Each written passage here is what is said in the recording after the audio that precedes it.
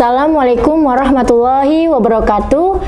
Salam sejahtera anak-anak, kita berjumpa kembali pada pelajaran Bahasa Indonesia kelas 9. Kali ini kita akan membahas tentang teks tanggapan mengenai struktur dan kaidah kebahasaan. Mari kita simak sama-sama ya anak-anak ya. Di sini terdapat kompetensi dasar menelaah struktur dan kebahasaan dari teks tanggapan yang didengar dan dibaca. Selanjutnya, tujuan pembelajaran, peserta didik dapat menelaah struktur dan kebahasaan teks tanggapan. Di sini terdapat struktur teks tanggapan. Dia terbagi menjadi 3. Yang pertama konteks, kedua deskripsi, ketiga penilaian atau penegasan ulang. Di sini terdapat pengertiannya. Yang pertama, konteks. Tentunya kalau konteks berisi pernyataan umum mengenai apa yang akan disampaikan penulis dalam teks. Kemudian, struktur ini terdapat pada paragraf pertama. Yang kedua, mengenai deskripsi. Bagian isi yang berupa informasi tentang data, pendapat yang mendukung atau melemahkan pernyataan. Jadi, di dalam teks deskripsi ini adanya sebuah kelebihan dan kelemahan di dalam isi teks tanggapan. Yang ketiga, adanya penilaian atau penegasan ulang. Tentunya, bagian yang memberikan simpulan atau saran sebagai penegasan kembali dari apa yang akan kita bahas. Selanjutnya, di sini terdapat teks. Ujian nasional perlu atau tidak? Kita lihat konteksnya. Wacana ujian nasional online telah diberikan ke masyarakat sejak awal tahun 2014. Tetapi kepastian bakal hal berikut masih belum jelas. Pemerintah telah mencanangkan ujian nasional online. Tetapi pelaksanaan ujian nasional online mesti lewat proses penyesuaian dan menuntut kesiapan infrastruktur teknologi di berbagai daerah. Selanjutnya, deskripsi.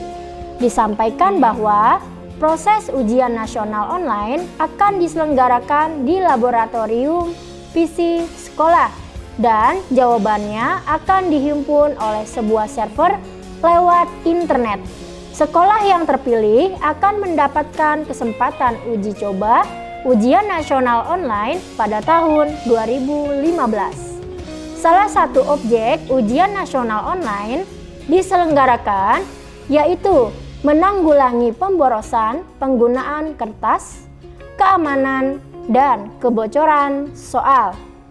Sisi positifnya yaitu laboratorium PC sekolah dapat tahu nilai dengan cepat dan siswa tidak dapat mencontek pekerjaan orang lain. Sisi negatifnya yaitu jaringan listrik dan koneksi internet dapat saja terputus sewaktu-waktu. Selanjutnya, di sini terdapat penilaian atau penegasan ulang.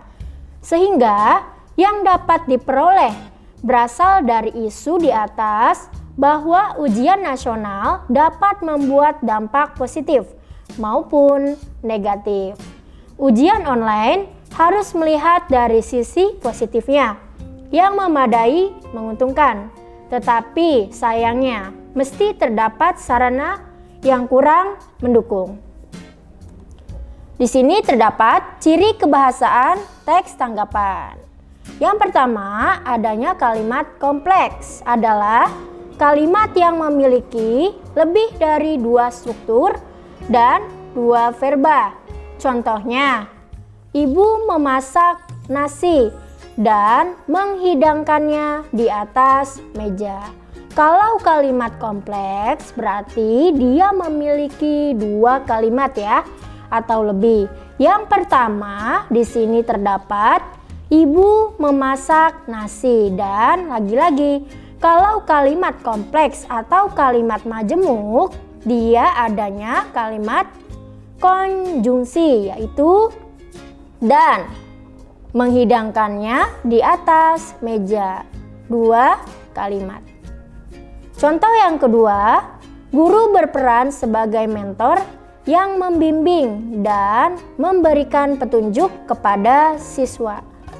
Ini 1 kalimat dan ini adalah konjungsi. Yang kedua, memberikan petunjuk kepada siswa. Ini namanya kalimat kompleks. Selanjutnya, kalimat aktif. Tentunya kalau kalimat aktif adalah kalimat yang subjeknya aktif melakukan sebuah kegiatan atau kegiatan sehari-hari. Contohnya di sini, peserta didik melakukan kajian kemasyarakatan ke suatu daerah. Tentunya subjek. Kalau subjek dia terdapat nama ya. Yang aktif siapa? Peserta didik sebagai subjek. Melakukan kajian kemasyarakatan, ini namanya predikat yang melakukan sebuah pekerjaan. Selanjutnya, ke suatu daerah, ini namanya K atau kalimat keterangan tempat, karena dia terdapat ke suatu daerah.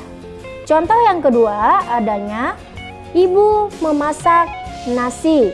Ibu sebagai subjek, memasak sebagai predikat, nasi sebagai objek. Ini namanya kalimat aktif.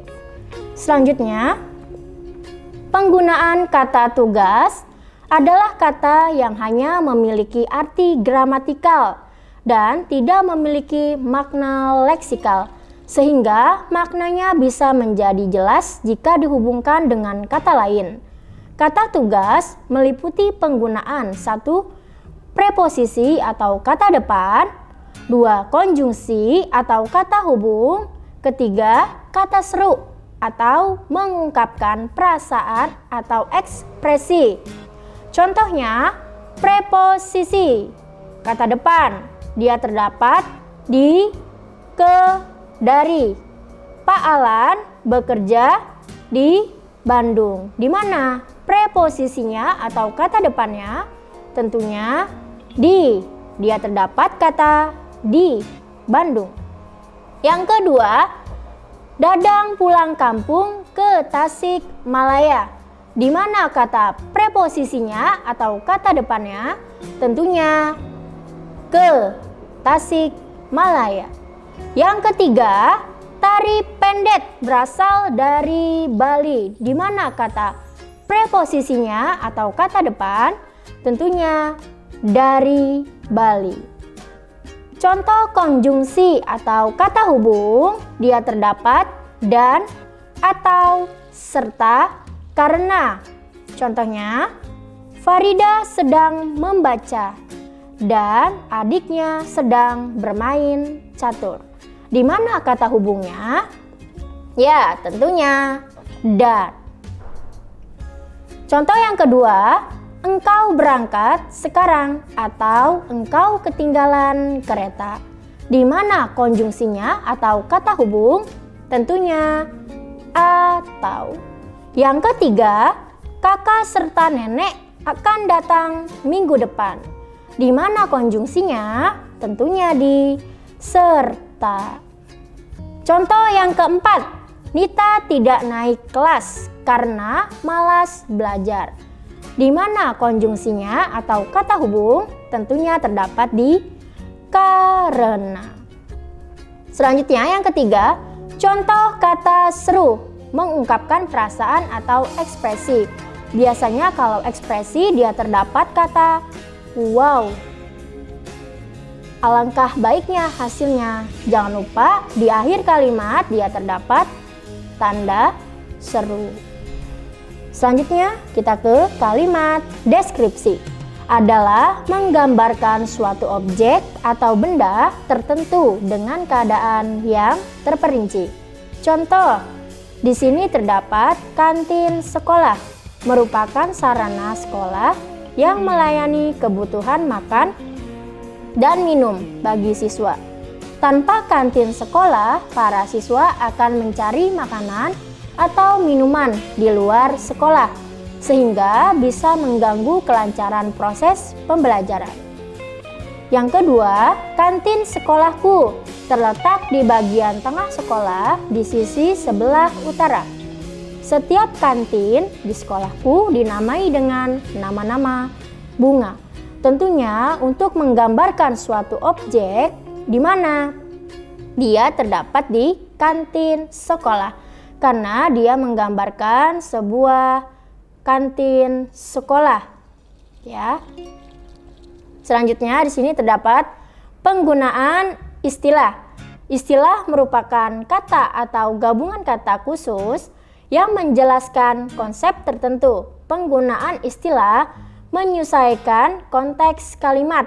Contohnya, kelompok mading di sekolahmu membuka pendaftaran anggota redaksi baru, di mana penggunaan istilah tentunya terdapat di kata redaksi.